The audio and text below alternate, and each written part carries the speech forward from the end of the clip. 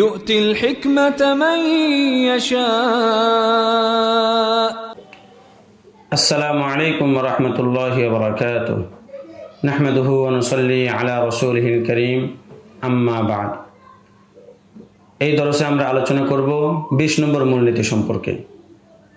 সেটা হলো শুধুমাত্র নজিরের উপর ভিত্তি করে ফতোয়া দেওয়া বা ইজতিহাদ করা উচিত নয়, জায়েজ নয়।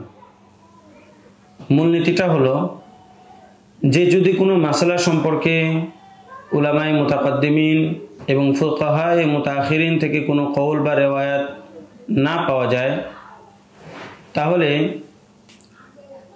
এরকম কোনো যদি নজির খুঁজে পাওয়া যায়, এই মাসালার মতোই আরেকটা মাসালা খুঁজে পাওয়া যায়, তাহলে সেই নজিরের উপর কিয়াস করে, সেটার উপর ভিত্তি করে সেই নজিরের হুকুম এই গায়রে মানসুস মাসালার মধ্যে লাগানো জায়েজ নেই। বরং এই মাসালার মূল ইল্লত কি সেটা গভীরভাবে বুঝে এই ইল্লতটা অন্য কোন মাসালার মধ্যে পাওয়া যায় সেটার সাথে মিলিয়ে হুকুম বের করা উচিত। শুধুমাত্র নজিরের উপর ভিত্তি করে হুকুম বের করা উচিত নয়, জায়েজ নয়। কেন?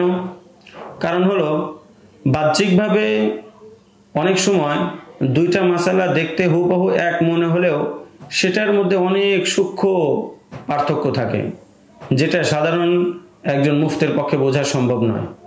এ কারণেই ফুকাহায়ে কেরাম আল ফুরুক এই বিষয়ে অনেক কিতাব রচনা করেছেন। অর্থাৎ এমন বিষয় যে দুইটা মাসালা বাহ্যিকভাবে দেখে মনে হচ্ছে হুবহু এক, কিন্তু তারপরেও তার মধ্যে খুবই সূক্ষ্ম এবং গভীর পার্থক্য রয়েছে।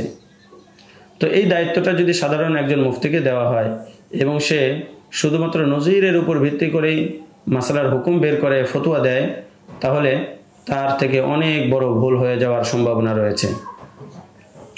এই ছিল 20 নম্বর মূলনীতি। পরবর্তীতে দরসে আমরা 21 নম্বর মূলনীতি নিয়ে আলোচনা করব ইনশাআল্লাহ তাআলা। আসসালামু আলাইকুম ওয়া রাহমাতুল্লাহি ওয়া বারাকাতুহু।